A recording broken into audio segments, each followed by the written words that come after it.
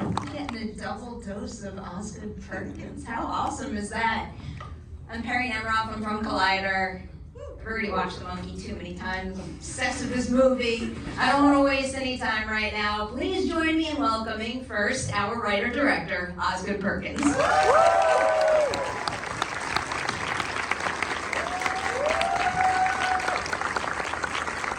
Congrats yet again.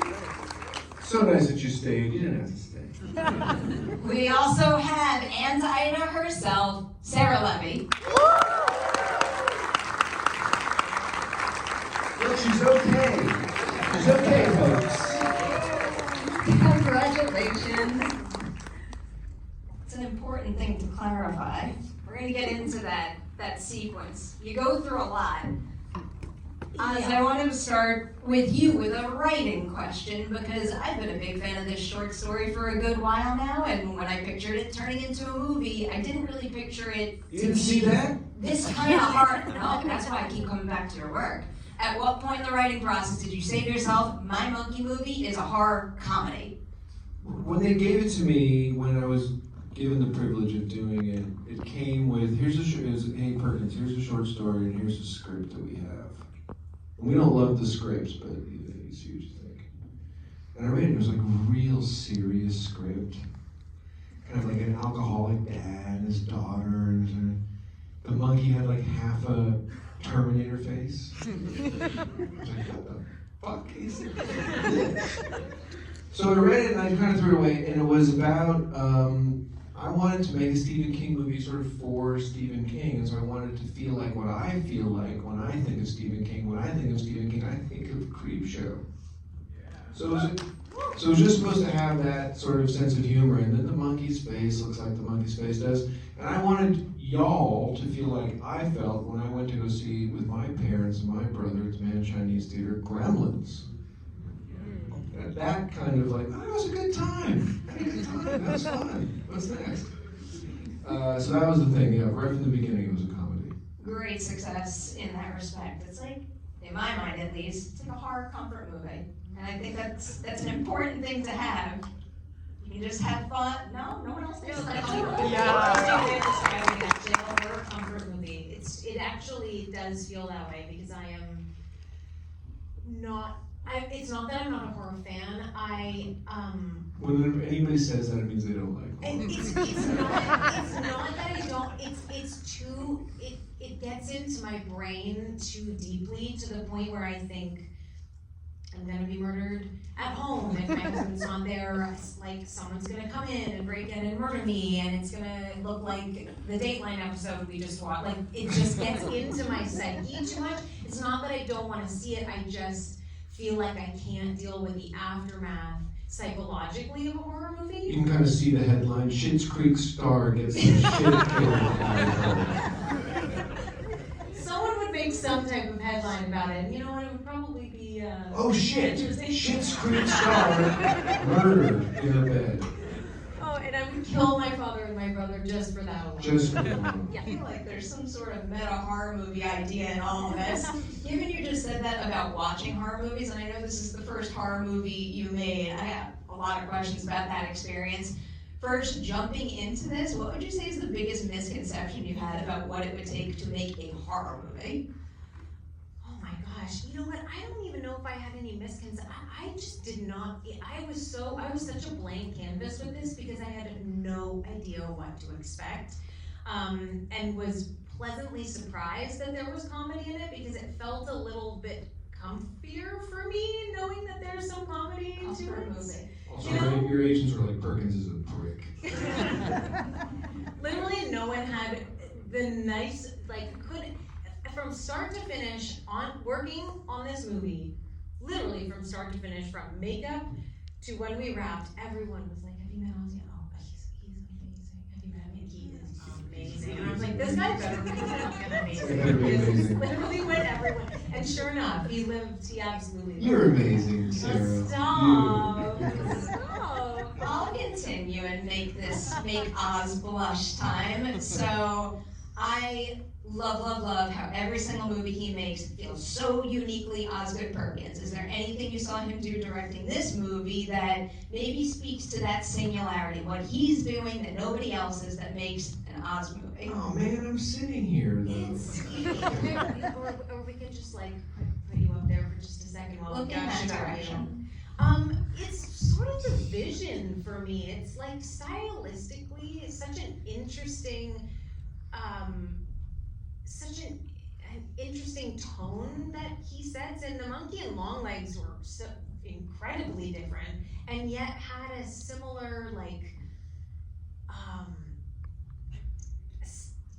I guess not a similar style, but they each had such a distinct style that is distinct to Oz, you know? And Longlegs was definitely more the type of movie that I talk about that I hate watching because it's so oddly terrifying and weird and bizarre, and you like just think you're gonna see Nicolas Cage just like in the mirror when you're watching your face, you know?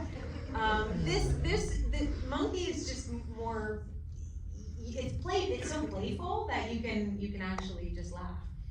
You said earlier that you didn't really know what this whole movie was gonna be at the start. Do you remember the single moment on set when you're like, I get it, like I get my character, their dynamic, and the tone of the movie? I think it was when I was shooting the scene where I fall through the steps and my face comes up into camera with all the fish hooks in it. And I think just seeing the amount of fish hooks that were in my face was the first moment for me, and then the moment where I just kind of scream just far too long. I was kind of like, oh, okay, I get this now. This is, looking in the mirror, like I still have photos of myself, and I'm still like counting how many fish hooks, like bloody fish hooks, were in my face, and I could actually pick them out. Like the makeup was so fantastic in this movie. As someone who loves horror movie making magic, all I can think right now is like, you better like blow a big picture of that up and like hang it on your wall in your home or something. Decorated in my son's room. I was sure not to FaceTime him. You look like a Christmas tree. Yeah. For Christmas. Yeah, my 2.5-year-old would have loved that image. I'm gonna come back to your sequence in a moment, but Oz, opening it up to the entire movie, of all of the epic kill set pieces you have in The Monkey, going into filming, which did you think was gonna be the toughest to pull off, and ultimately was it, or did a different one catch you by surprise? We planned it really well. We had death meetings kind of all the time in prep, where we'd sit down and everybody is in the boardroom, all the departments. We're making sure that everybody's ready to do the thing. Everybody's going to have their thing on the day, and no one's going to be the person who's like, ooh, I forgot to bring the thing, shit. So no one wants to be that sucker on a movie. The thing that I think works the best and was the most kind of deliriously fun to do was the swimming pool. And the swimming pool was fun because we did it all practically. We didn't blow any she's fine. She's fine also. But we did these layers, right, where we everything's practical, and then it used VFX to kind of put it all together. So we shoot the pool with nothing, then we shoot the actress diving in the pool, then we put a towel on her, send her home, stop paying her, get her off the clock. And then you build a bridge across the pool, and your special effects guy crawls out there in a full It's Always Sunny in Philadelphia green man suit. And he's got like a duffel bag full of body parts. And he's just throwing them at the camera. And there's a learning curve, right? So it's like, oh no, you can't overhand throw a leg. You gotta do it swinging like a golf club. Come on, man! And then he gets out and you wheel in the guts cannon, which is just what it sounds like. You kind of put guts in it, you go bang, like that, it sprays guts. At what speed? The guts cannon? Does it really shoot out? Yeah, it's like 3, 2, 1, bang. It's Yeah. like it's confetti. And then you look at we were like, hey Siri, how much blood is in a human body? And Siri's like, it's this many gallons, whatever. We're like, really? That's all? That doesn't seem like enough. How about 5 times that? And then your special effects guy runs to his truck and is like, yeah, we got that. Because guess what? The special effects guy wants to use 12 gallons of blood, whatever it is. Never would have guessed. See, you said before you're having death meetings. There's one particular part of the movie I wanted to ask you about because I feel like the creative possibilities are disturbingly endless. The montage where you're recapping all the deaths that happened, were there any unused ideas that didn't make the final cut? If they were unused, it's because they sucked, folks. You're not going to hear about them. No, I don't think we cut any out. We added some. We shot some additional ones, like the Espresso Man was shot additionally. No, we didn't shoot any sucky ones that are not used. I was gonna say, well, you could have done it because they're awesome, and now you're back pocketing them for a future. There's none because they suck. You have so many good ones in the movie. I understand you don't want to put any more in there.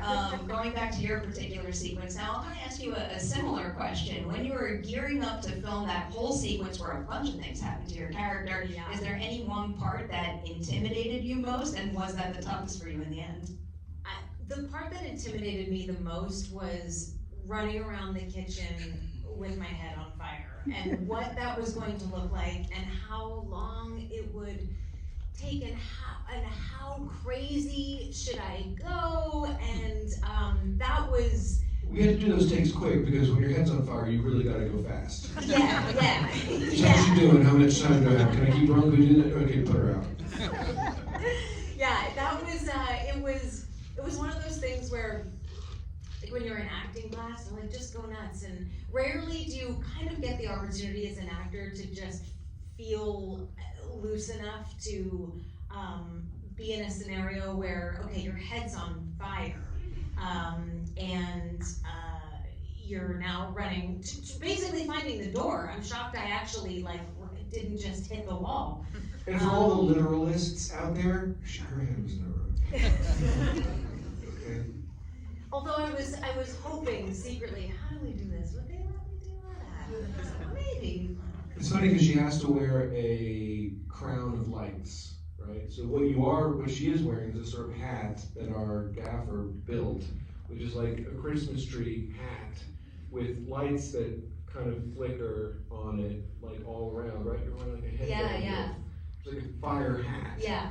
So that you can get lighting on the walls, right? Because it's fine to put in the fire later, but if you don't have it lit properly, it won't look right. So she had to run around with this sort of Christmas tree hat on. Yeah, that's actually, those are thoughts that Did you block that out? When you direct, like just the idea of course, because there's gonna be the lights on the wall. This is why I'm not a filmmaker. This is why they just hire me as an actor. You have an A+ DP on this movie too. One particular thing I was curious about for the two, I would love to hear about figuring out the look for the entire movie, but in particular, certain things you did to make sure that as the audience watches it, we know we're in the monkey's world. What specific things did you want to do to make sure we're kind of enveloped in it in that way? There's no button to press, right? So you're collaborating with people and you're hoping that people are just bringing their best selves to the thing. So I don't really sit with Nico Aguilar, who shot this movie, and sort of say like, well, could you? You kind of let the person do their thing. And so he brought his color palette to me and I kind of signed off on it. And it was referential to other movies that I had made because he wants to kind of keep it in the thing. But you just sort of talk about the movies you admire, and the Bill's Tale thing. He's got the Chinese fortune cookies in the Chinese restaurant. He sees the other monk. He's like, we just copied the look of Goodfellas, and went for the kind of the slow motion steam and the kind of guys smoking their cigarettes in slow motion. It's a very kind of Goodfellas thing, right? So that moment was supposed to feel like that. That was kind of like our Goodfellas section, just because we're nerds and we like what we like.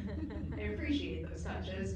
Before I throw it to the audience, we're going to get to a couple of your questions. I had one more behind-the-scenes question about the design of your monkey. It obviously has a very classic look, but can you tell me a little bit about finding the right look for it and also the right functionality so you can do what you want with it on set? Well, it's written into the script how it looks, which is supposed to be, it's classical because everybody feels something about a toy monkey. Everyone's like, I've seen those things at flea markets and yard sales, there's something wrong with that thing, I don't really like it. So you kind of got to lean into that, you give it the little vest, you give it the little pants. Then, and the eyes and the teeth. But then there was this idea like, oh, well, is it kind of almost organic? Is there something about it that's sort of lifelike-ish? Like life and lifelike? So its little feet grip the drum underneath. Its teeth are wet and kind of smoker's yellow. So there's some realistic elements to it. I was told early on that I can't use the symbols, which I think everyone expected. Yet Disney owns the symbols. I know, because of Toy Story. They own Darth Vader too, gang. It's really a sad state of affairs. Yeah. So for a minute it was kind of like, oh, that sucks, we can't use the cymbals. And it was like, oh, the drums are cooler. It's kind of a drum roll and a rim shot. It's got a rhythm. It's got a thing. And then it was like, well, let's give it also the Tommy Lee from Motley Crue spin thing. All comes together to make an A+ monkey. I love it. All right. Terrifying monkey. See, I mean, you wouldn't want this. If I found that monkey, I would. Oh, It doesn't want me to buy the monkey and own the monkey, but I want it. We're gonna get to as many questions as we can. I promise I will lose sleep over whoever I do not pick. Right here, first in the front. Thank you. Hi, first of all, I love the movie so much. Thank you. You were great on screen and behind the scenes. Thank you. And I'm an aspiring filmmaker and aspiring to make horror comedy specifically. And I was really intrigued with how you play with tone in this film, and I was wondering how you balanced the somber material from the book as you were discussing and placed that in the world of the horror comedy.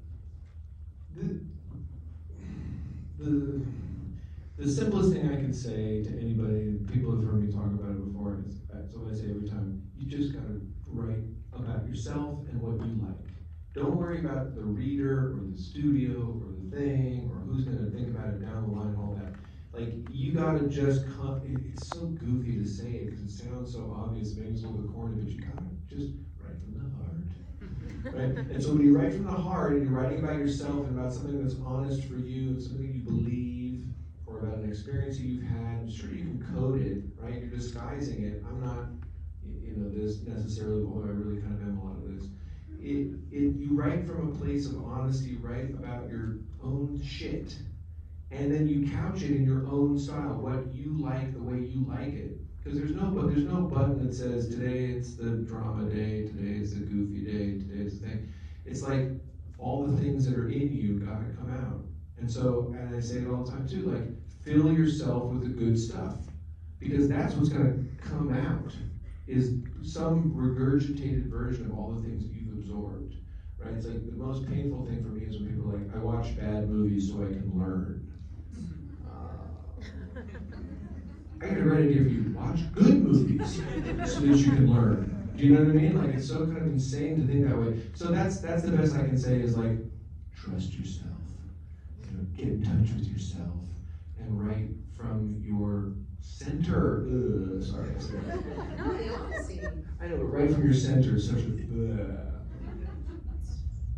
It's sweet though, yeah. That's good advice. All right, let's go up top there. All right, way in the back. The last hand I see, standing up. Hi, thank you for coming here tonight. Really excellent film. It's really clear in the narrative that the monkey is an agent of chaos and calamity for the brothers, Hal and Bill, and even the residents of the city in Maine. But my question is that the killing sometimes oscillate between it's kind of like arbitrary, and then sometimes it seems even strategic. So I guess my question to you, Mr. Perkins, is what is the method to the monkey's